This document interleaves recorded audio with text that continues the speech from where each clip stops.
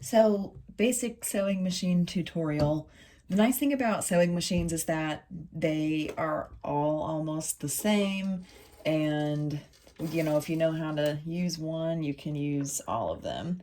So, with a sewing machine, you have thread on the top and also on the bottom.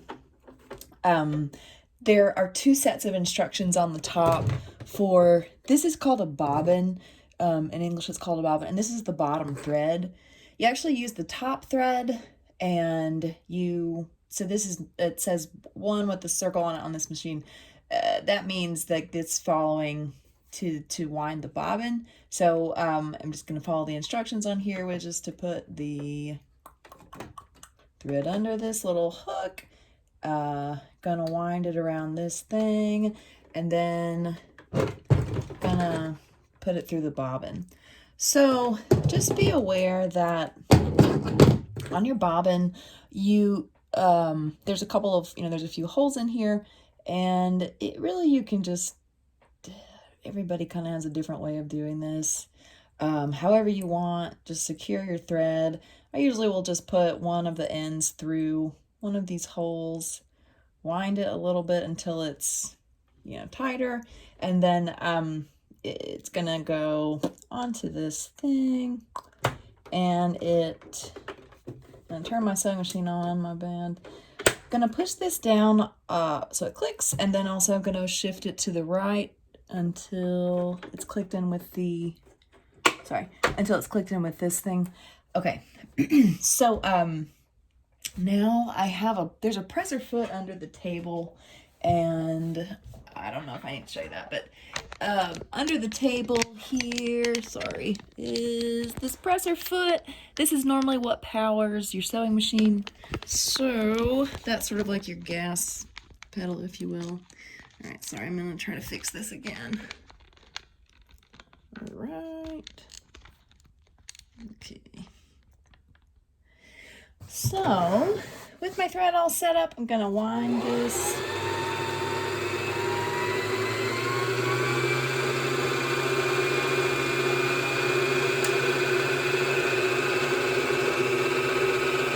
Oh, you can't really see that.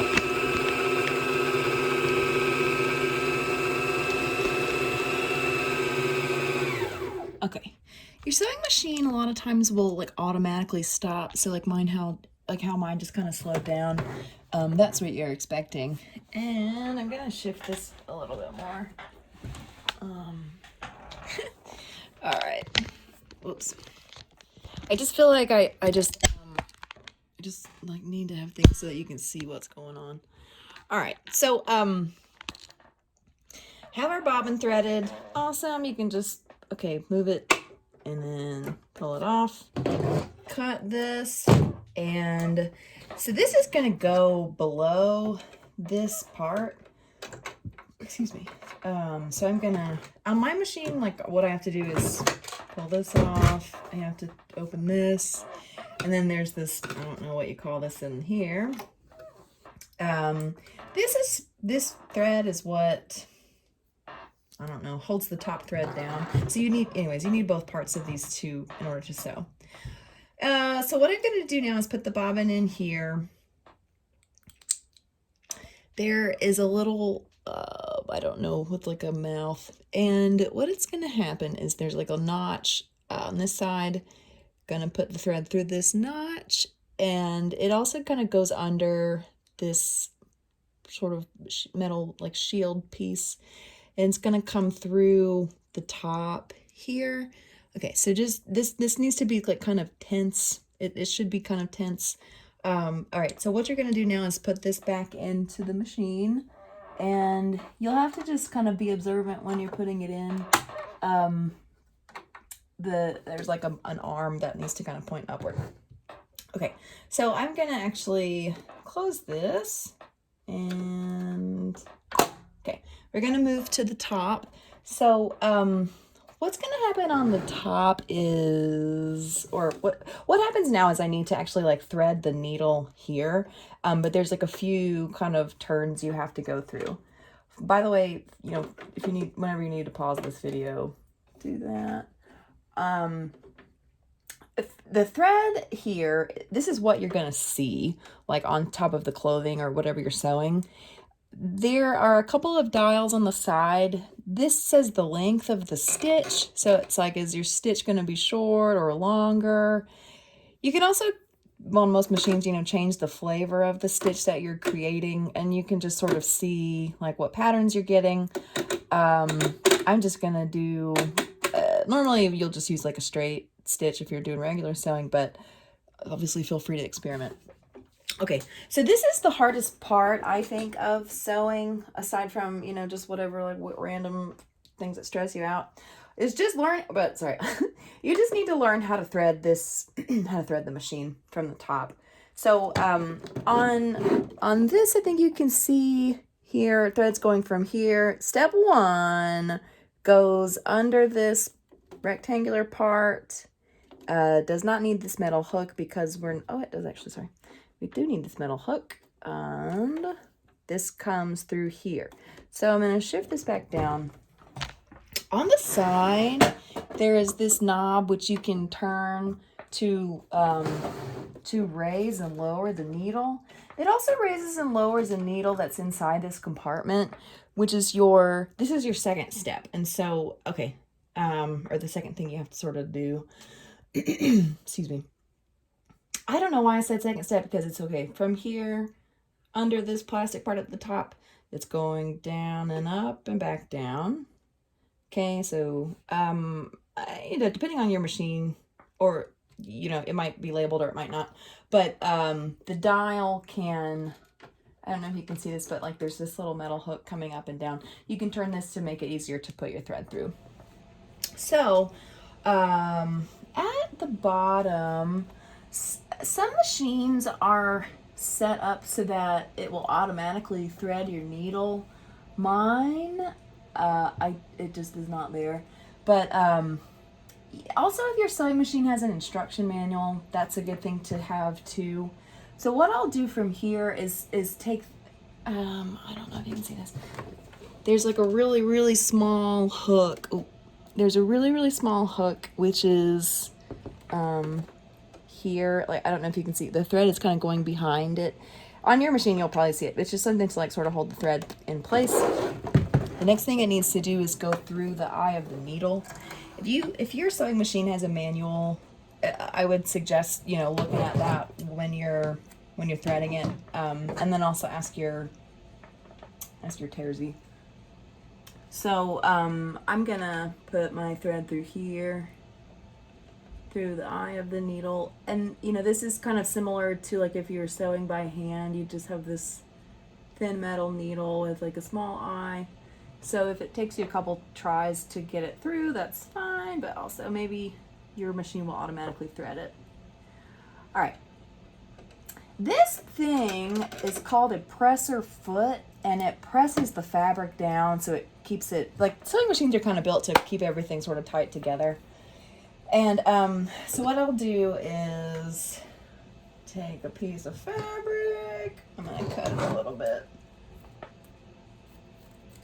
All right.